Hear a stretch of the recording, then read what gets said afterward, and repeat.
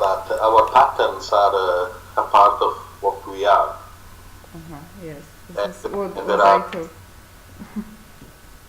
there are also, not all patterns are bad, but there are patterns we have we don't like. So my question is, are we aware of the patterns, our patterns we don't like?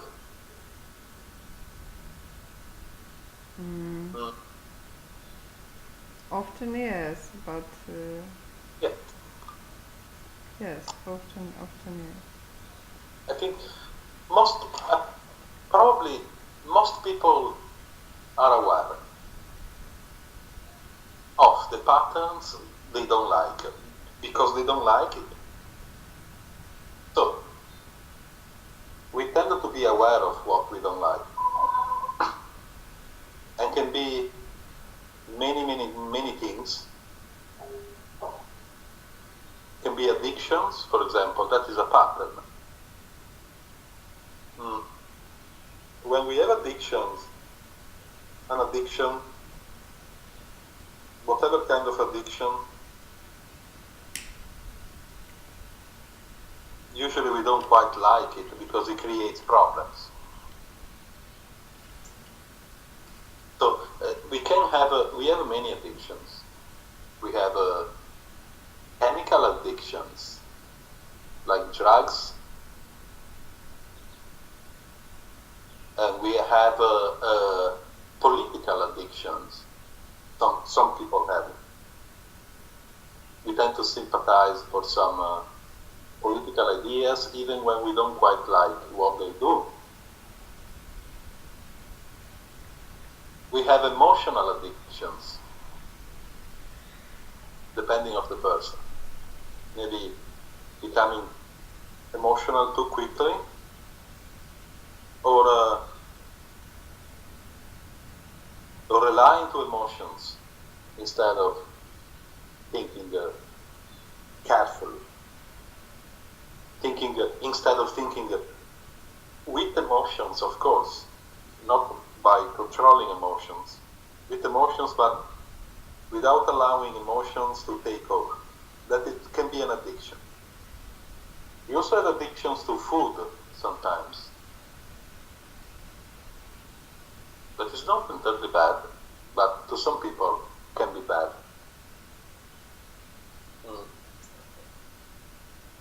We have addictions to beliefs, and sometimes we don't like. And also we have addictions to confusion, often, and then we don't like it. So, and then we have addictions that are habits, that maybe are not really addictions, are just habits.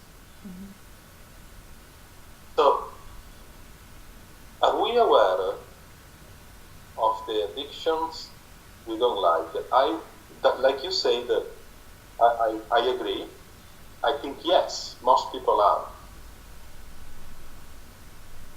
So, generically speaking, then personally speaking, are we aware of our addictions that we don't like? And the answer is probably yes.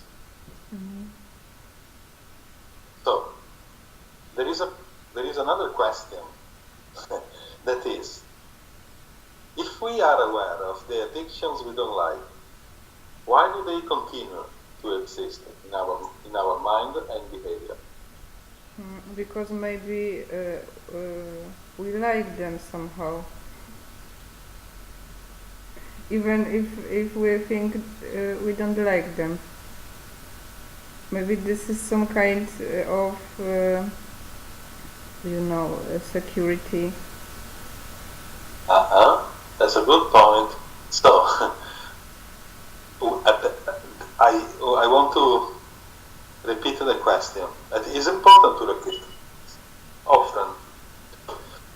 Am I aware of the addictions I have and that I don't like? Yes. Maybe not all of them, but the majority of them, yes. So, another question is, and that this question is more complicated. Do I like those addictions that I don't like? Mm. Sometimes yes, sometimes no, not. But it depends from what is what is what is this. We even when we don't like the certain patterns, after all, we like them because they give us a sense of security. Mm-hmm. We have to distinguish between what is a habit that is also a routine, something that we usually do, and theoretically we do that because we like it, because it gives us some pleasure, some emotional pleasure. So we have to distinguish between what is a habit, what is an addiction, and what is a ritual. Because a habit can easily become a ritual. So they all give us security, emotional security, not necessarily physical security. So a habit or a routine give us a security because it gives us a sense of familiarity. Not only pleasure, not necessarily pleasure.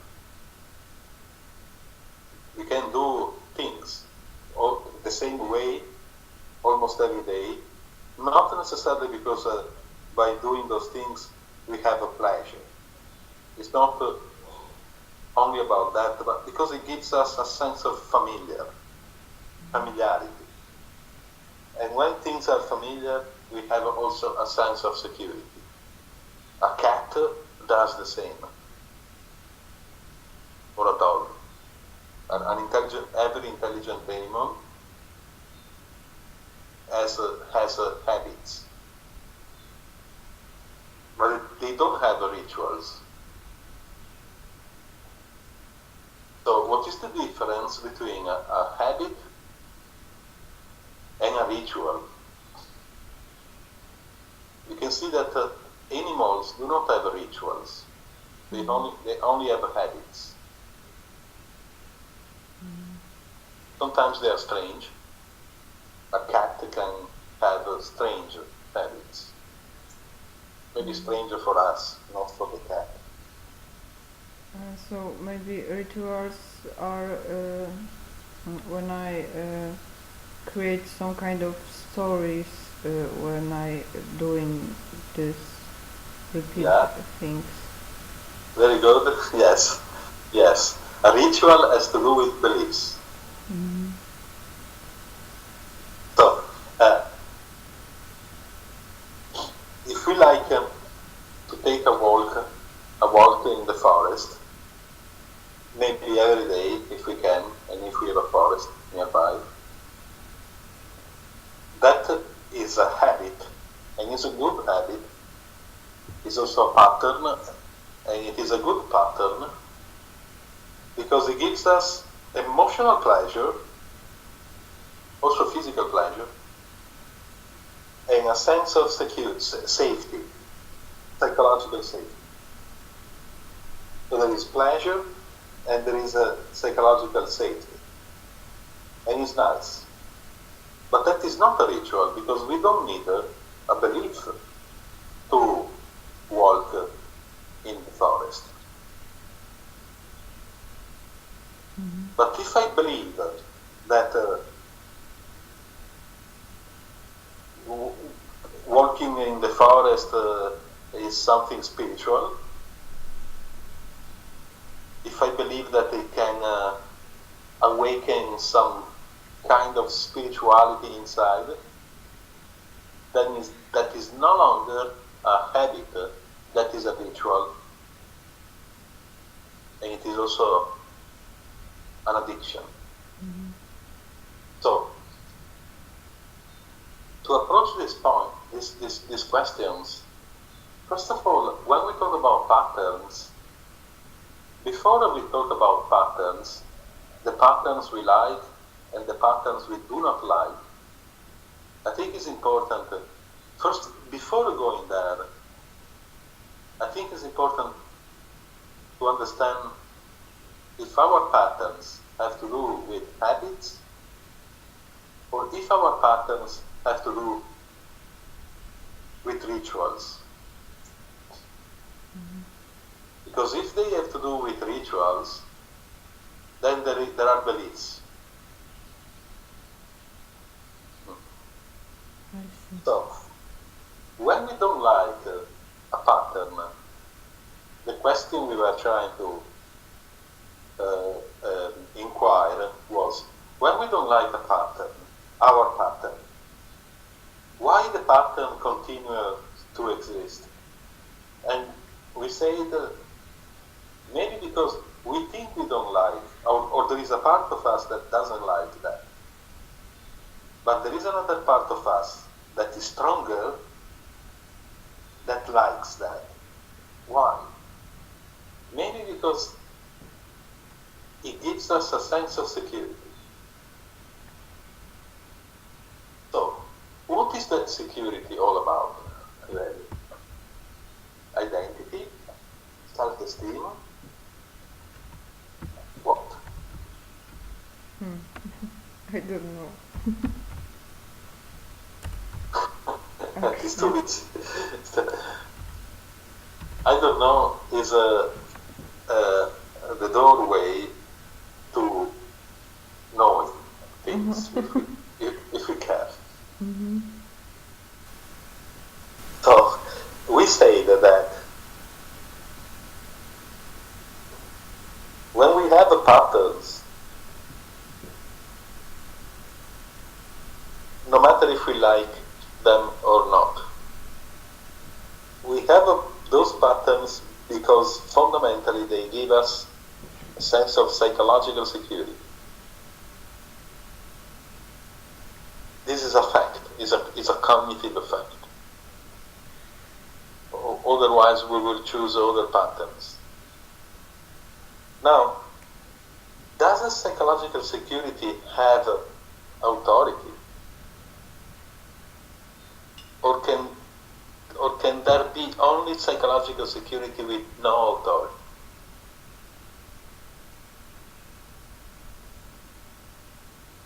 Could you repeat? Mm-hmm. So, when there is the perception of psychological security, is there also authority?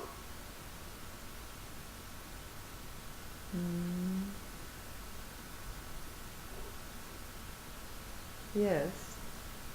Yes, there is authority. Why there is authority?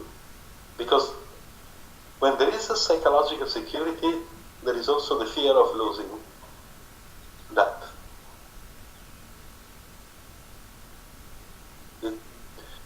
Maybe we are not really fully aware of it, but when there is a psychological security, like happiness, or joy, or love, or just the status quo,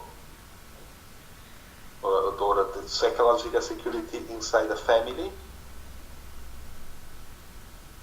there is also the fear of losing it. Mm-hmm.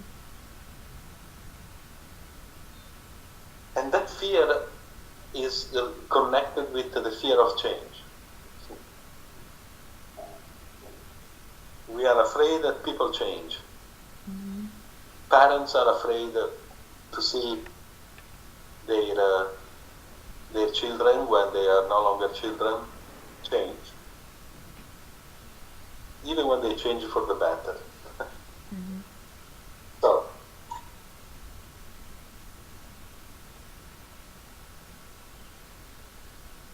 it's important to try, it's very difficult this, but it's important to question, can there be psychological security without authority? Is this possible?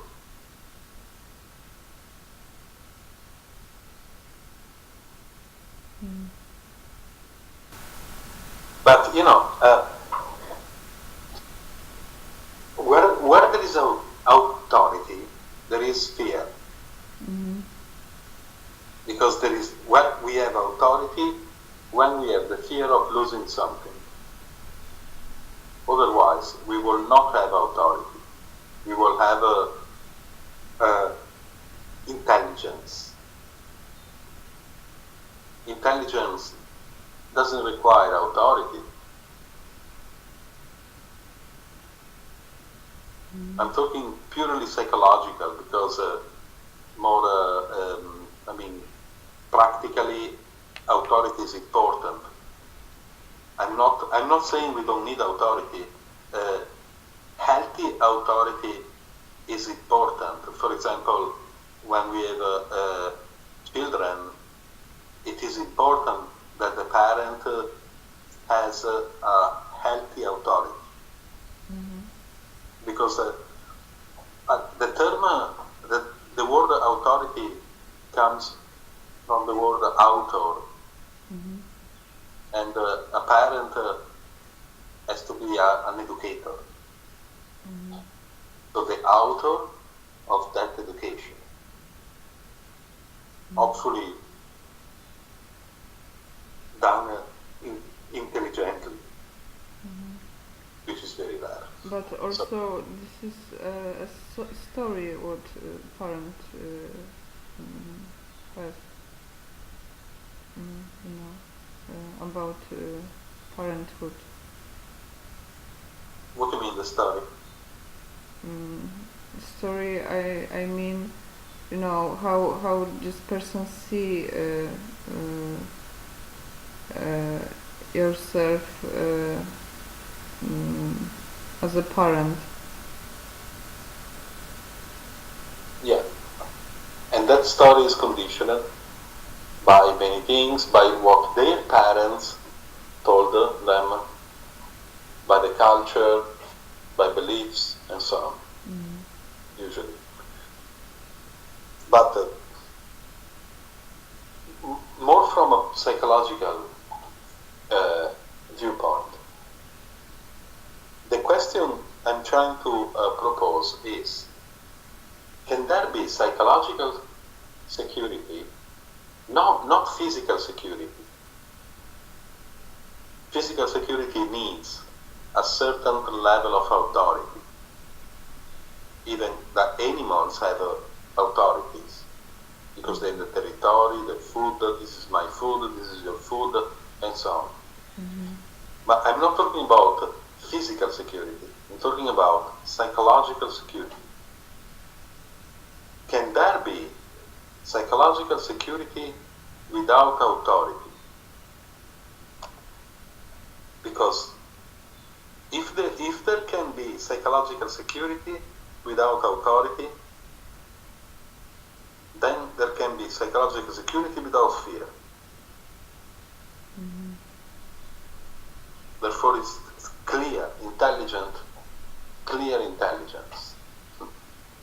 So I'm not saying yes or not. We are trying to ask if it is possible to have psychological security without authority. Not being full of ourselves or believing we are right. No. We are never fully right. But that's not the point. Can the mind be safe without authority? Or do we necessarily need an authority? So, for thousands of years, people invented an authority, like God, some leader, some holy book, some spiritual idea, politics, some group. maybe tattoos. Not tattoos as decorations, but tattoos like tribalism, some symbols of memes of that belonging to a tribe. We always, most people always relied to an external authority. And today if we see this in terms of memes, memetics, today that authority is also digital. On social media, Instagram, selfies, showing that we are smart, showing that we are happy. That is all of that is authority. Not always. But if I want to post, if I want to share on my Facebook a picture of food, that has no authority. Of course, it's just food. But often can be relying to somebody else's approval and validation in order to have a sense of security. That is also a pattern. Now today we also have digital patterns that are also digital rituals and also digital addictions. Also because when we have consensus, they give us a lot of dopamine. The brain creates dopamine. Now, also, many people on social media, they are afraid to lose consensus, to lose the so-called followers or even friends. All of that is about fear. That is the irrational fear. It's not natural fear. So, back to the question. Why do we have patterns that we don't like, but they remain there and they continue over and over and over? Is it because we say that maybe there is a part of us that likes those patterns because they give us security? If this is true, and we have to understand that, if this is true, first of all, is that security real? Or is it just a sense of security? I think this is not real. This is no, in mind. So if we imagine this as a mind map, like drawing a mind map, we in form of questions. The first question we say that is, are we aware of the patterns we don't like? Our patterns we don't like? Yes, okay. We write them down. Then, are we aware that maybe there is a part of us that likes those patterns? Yes. And why? Because we have those patterns give us a sense of security. And we write that down. And then also we think, is that security real? Are we aware of that? But that is far more complicated. How can I measure if that is real or not? For example, if I am a religious person and I go to the church maybe Sunday, if not every day, and then I pray, I go back home, I pray, I try to not to be a sinner. I try to follow the book. That gives me a sense of security, existential security. In this life and also in the afterlife, because maybe I will go to heaven, maybe. that security. No, this, not only the sense of security, are two different things. The sense of security is something, it could be a belief. I think I'm secure. Maybe I'm not secure. So,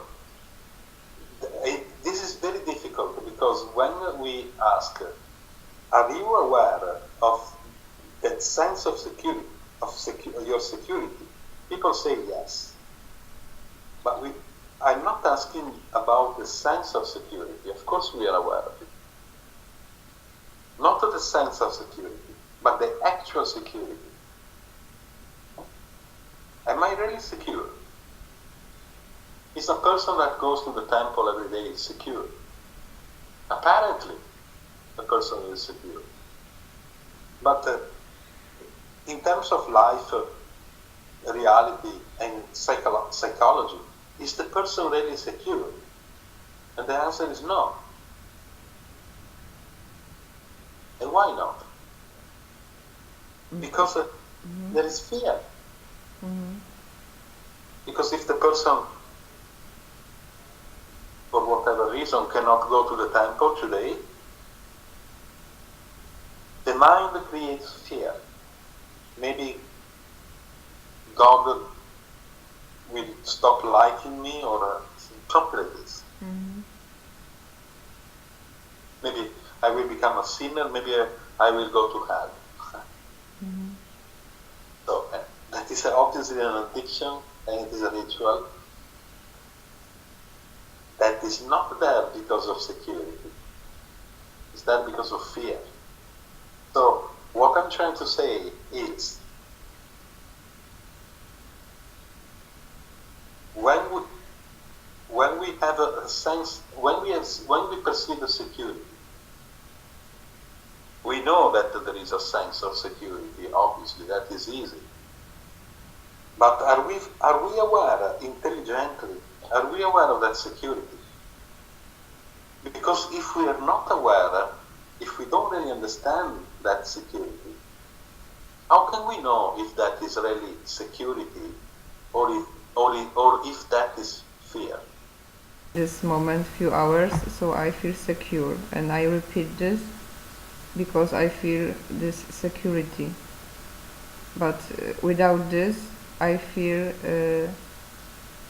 not secure, and I feel fear. Yeah. So you see, why, if I don't do that, why do I feel fear? Because I have been conditioned to believe that. But the bigger question is, by doing all of that, maybe every day, going to the temple, going to the church, praying, with how it's called, the rosary, like all the prayers, Father Nostris, all the stuff, listening to the priest, all of that, and then also I have to go back home, I have to pray, and so on. Before, maybe some people pray before they eat, before lunch, before dinner. They say, thank Jesus for this food, and so on. They do all of that because they feel secure. And they believe that without doing that, they will feel fear, emotionally speaking. So they go on with that, because all of that ritual makes them feel secure. But the big question here is that really security? Or is that fear in disguise? Fear masked as a security? I know this is very difficult. But why, for example, unfortunately at school, there is the problem of bullyism. There are some kids, maybe because they are physically stronger, and because they grow up, they are growing up in not really good families, they like to bully other kids, mocking, insulting, also physical violence, maybe even sexual violence. There are also many adults that like to bully other adults in many ways. Can be in the workplace because I'm your boss, or I'm better than you, better position, or can be about the look. I'm a girl prettier than you, more beautiful than you, therefore I'm going to bully you because you are not pretty as me, as I am. Or sexually, particularly males, about females, sexual harassment, sexual jokes is a form of bullying. Bullying. Why? Why people do that? Because want to feel better. Yeah, because by feeling better they feel secure.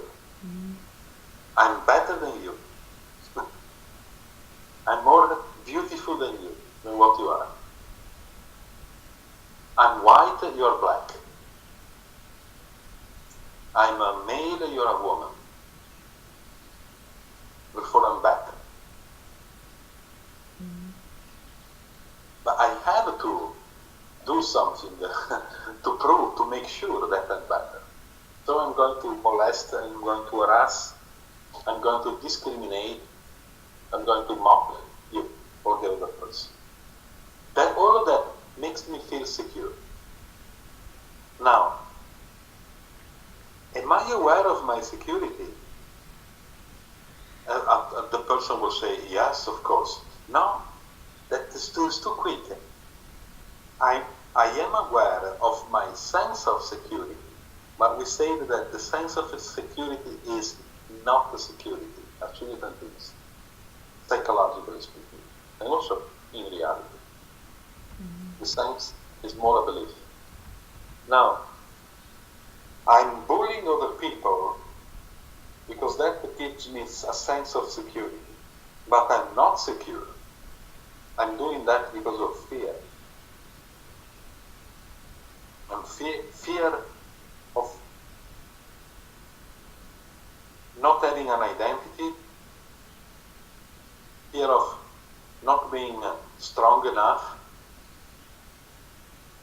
fear of being bullied also, fear of being left behind or isolated, alienated, discriminated, or fundamentally a very vague, nebulous, sort of invisible fear, existential fear. So I'm not secure.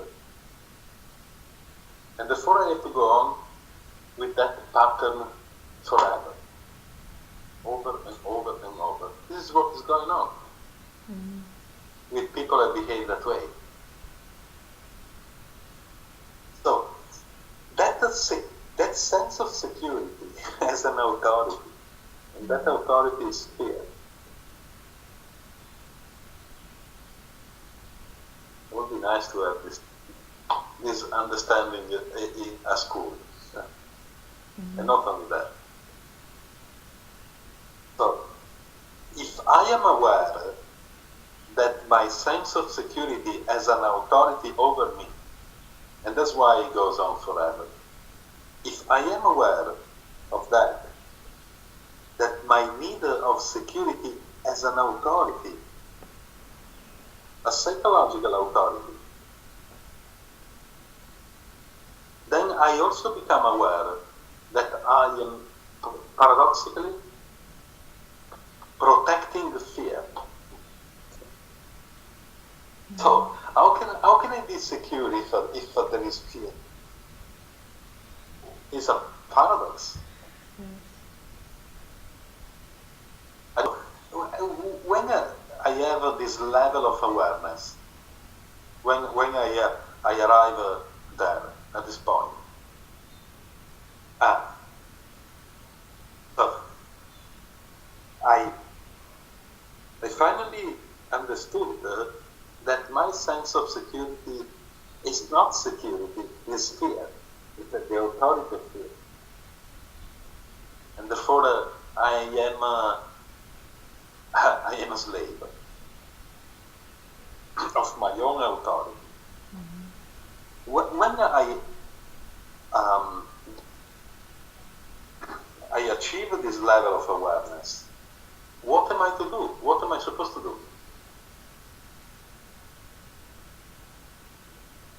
Maybe I should change. Actually, this is not easy because this is, like part of the person. Yeah, it's a part of our what we call a personality. Also, what we call the self, the I, the me, and so on. But really, if I understand that I'm actually protecting the fear, I don't have any security. Why don't I change? What is that prevents me from changing? Now, if I understand, for example, about the example of the religious person, if I understand that all of that ritual of going to the church, praying, standing, then sitting, and then all of the stuff, fearing God, and all of that, fearing hell, the demons, Satan, the devil, and all the stuff, fearing being a sinner and so on. If I understand that all of that gives me a sense of security, but then I finally understood that is not security at all. I'm not secure. I'm living in fear. All of that is fear. Fear that looks like security, but is fear. It's a fact. If I understand that, why don't I change that? And it's not, the example of the religious person is very easy, but we can be religious even without believing in some mystical faith or God or so on. For example, many people, particularly younger people, have a religious thinking in many different ways because they believe that by doing this or that they will feel secure. Can be even makeup. Some people, particularly girls, maybe only girls, they feel very insecure when they don't have their makeup on. And there is nothing wrong with makeup. If people like makeup, it's okay. But some people feel very insecure. I don't look pretty enough. I cannot match the competition with other girls. So it's incredibly important for me as a girl to have all my makeup before I go out. Some people reason this way. That makes me feel secure. And when it's not about makeup, maybe it's about the jokes, making jokes, one after another, making other people amused, making other people laugh. Or when it's not about that, it's maybe an another kind of behavior, superficiality maybe, small talk, all of that stuff. So, and or maybe also maybe bullying, harassment, sexual jokes, or acting like I'm a macho man, or I am a sexy girl. All of that makes us feel secure, and that is not security at all. There is no security. There is fear. Fear of not becoming, fear of stop being something, a part of something, fear of losing consensus, reputation, friends, affection, partners, and fear of losing authority.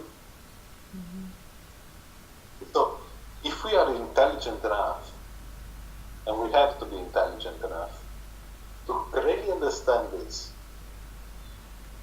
as a fact, because it is a fact. It's not a philosophical opinion or some psychological trick.